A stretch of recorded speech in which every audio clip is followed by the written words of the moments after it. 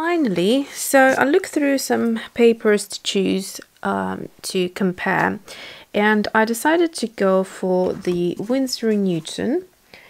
This is their smooth, I believe, and it has a little bit of a tooth, so it's not a classic smooth paper. So I'm trying to, there you go, so you can see there is a little tooth there, and that's why I like this as a smooth paper. So I never like very smooth papers, and this is obviously the smooth Khadi paper, which has more texture. So let's just have a look side by side. Now the color is very similar. It's not too wide. If I was comparing it to Stillman and Burn, it would be way too wide. So watercolor would naturally look different on a white and off-white paper, so I didn't want that to be distracting, and so hence chose two papers. So that are similar in terms of color. And so this is the 320, was it? Oh, 300 GSM. Is it 300 GSM? I think so. It's a little bit annoying that once you throw away the sleeve of the paper, it doesn't actually say it here anywhere, but so block, I assume it's 300 GSM. Okay, so I've got this plate and it's got a bit of dust gathering on it, so I can't really put cling film because this is the M. Graham watercolors, which never really properly dries, so it would stick to it, but I guess it probably would be better than having dust on there. Anyway, I will just swatch out random colors, the pinks, the yellows and all of that, and then also these colors.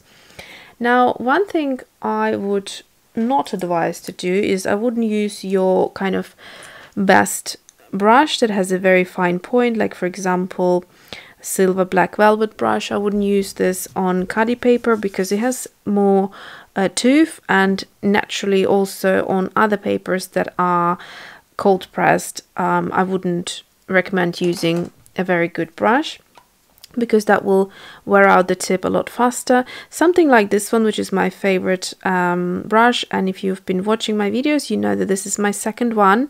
I left mine, my first one, on holidays, and so I had to repurchase it. It really is, I can't live without it. I've got one which is a bigger size, this one here. It's a Quill 2. It's by Jackson's own brand. Beautiful brush. It feels super light in your hands. I love the size of it. I love the design. The look is very sleek and just kind of looks good. It's got that wire barrel sleeve thing, and so this is the 10-0. And yes, so I wouldn't worry too much with this brush because it's a great quality brush, but also not too expensive to replace. Okay, so let's start with, I'm just thinking, do side by side like so. So I'll start with the bright colors. And in terms of bright, I've got some lovely yellow here.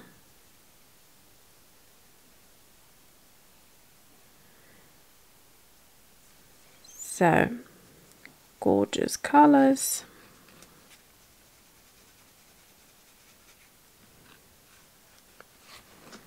So immediately here you can see how differently the watercolor behaves, and I don't know why, but on my Winsor Newton, and let me know in the comments below if you have Winsor Newton hot pressed, whether you experience the same thing, but I seem to get colors looking paler on the Winsor Newton one.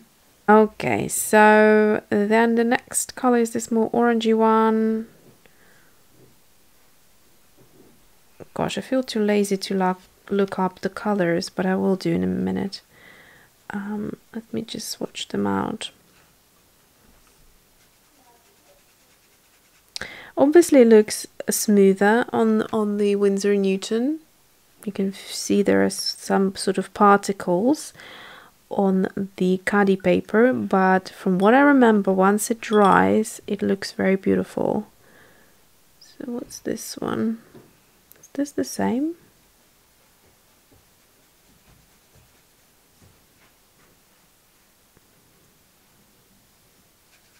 No.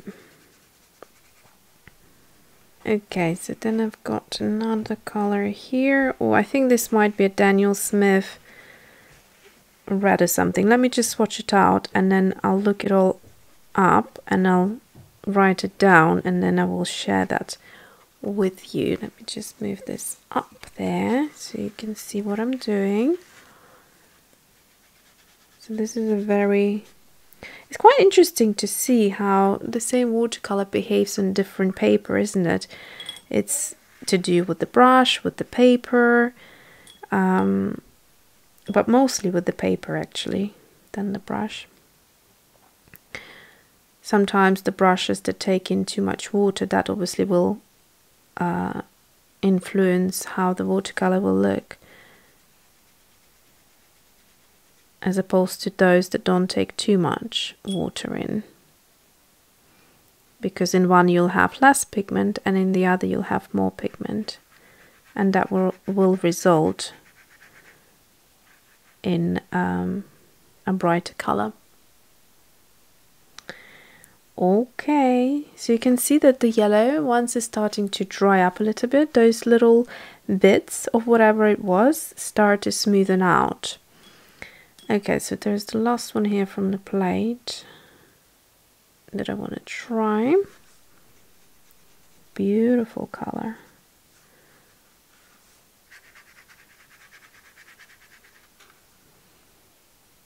Just looks so different, doesn't it? Okay, so let me move on to these lovely colors. So this one is the Potter's Pink, which is notorious for being a bit more difficult to re-wet.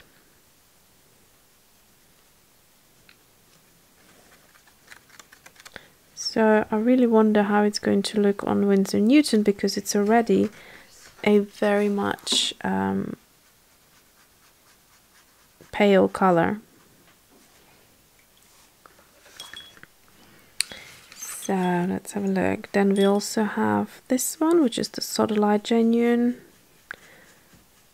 These I know because I've been working with them recently. It's a gorgeous color. Wow, very nice, miss. So nice. Very good. And let's try it out on this. Right here. And actually I want to see how the granulation is going to work. So I'm going to do it on this one because it's a very granulating color. And then there's a Aluna Blue, so I'm quite interested to see how that's going to work as well. It's a color that separates into two. So let's have a look. It looks like a grey to begin with, and then it will start separating. Okay. So already now, kind of my beautiful watercolors are starting to look rather dull on this paper, quite sort of boring looking. But let's see once we finish fully what it is going to end up looking like. Then we have this lovely purple. This is a very interesting purple.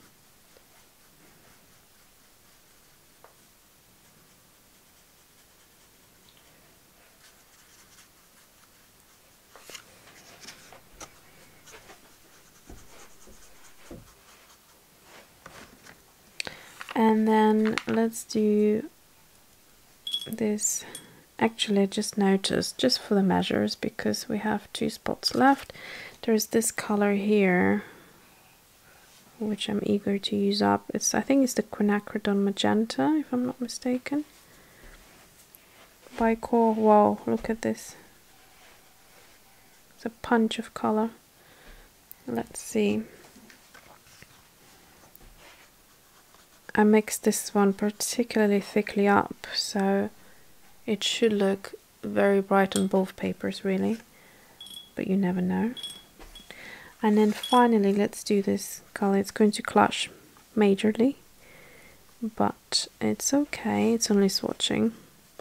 So this is that spring green that just went into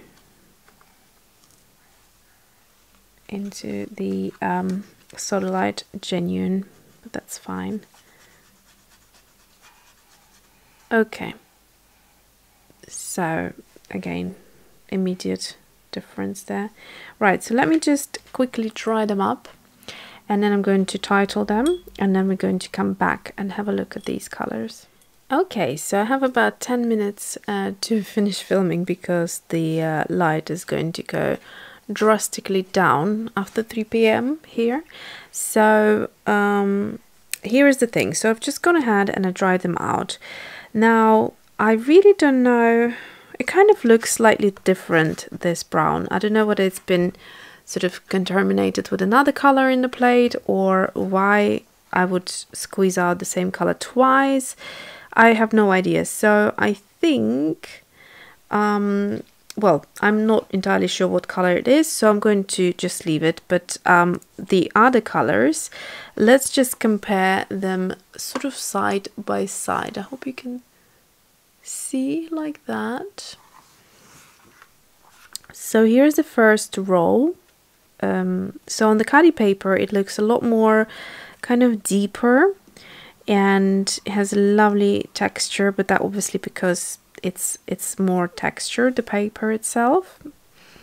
Then we have these colors. So the red looks kind of bright actually on both.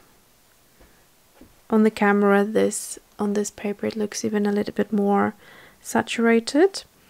Then we have the pinks, again deeper on this paper, and the Quinacridone. So okay, let me start again. So this first one was the M. Graham Nickel Quinacridone Gold. Then this one is the M. Graham Quinacridone Rust. This is the Daniel Smith Pyrrole Scarlet. Then M. Graham Quinacridone Red, M. Graham Quinacridone Rose. It looks a lot more beautiful and deeper than on this paper. Then we have Daniel Smith Potter's Pink, and it looks so much more interesting than it does on here, although the color itself is fairly similar. Let me just bring it up to you. But you can see both of these colors, how much more textured they look here as opposed to on here. This one, which is Daniel Smith Cobalt Blue Violet, almost looks completely sort of non-granulating, whereas here the quality is very similar to Potter's Pink, which is a very granulating color, and Potter's Pink is still quite granulating on this paper. So I'm not entirely sure why the Cobalt Blue Violet reacts so different on these two papers. Similar thing, moving on to Daniel Smith Sodalite Genuine. Obviously ignore the little green blob because that was the spring green that accidentally dropped into there. Again, very much textured and beautiful, and not as interesting apart from the veining here from the drops that I've done, but the granulation, if you look at this part of the color swatch, it's sort of non-existent compared to here. Then we're looking at M. Graham Quinacridone Violet. I said before Quinacridone Magenta, which does look very much like the Daniel Smith Quinacridone Magenta, but it's called Quinacridone Violet. So the color here is actually fairly similar, so not that big of a difference. And then finally we have got Daniel Smith Spring Green, which looks more interesting and again deeper on the Khadi paper. So most of the colors, although not all colors, they do look significantly paler and less interesting on the Winsor Newton hot pressed paper.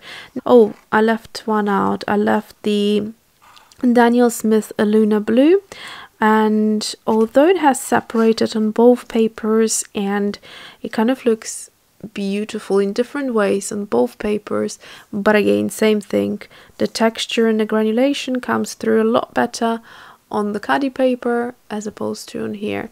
So that is to basically show you how lovely the paper is, and if you like bright watercolors or you like to have your colors look more granulating, then this is the paper I would recommend to use. So I will be doing some illustrations or some loose paintings soon, and then I will share that with you as well.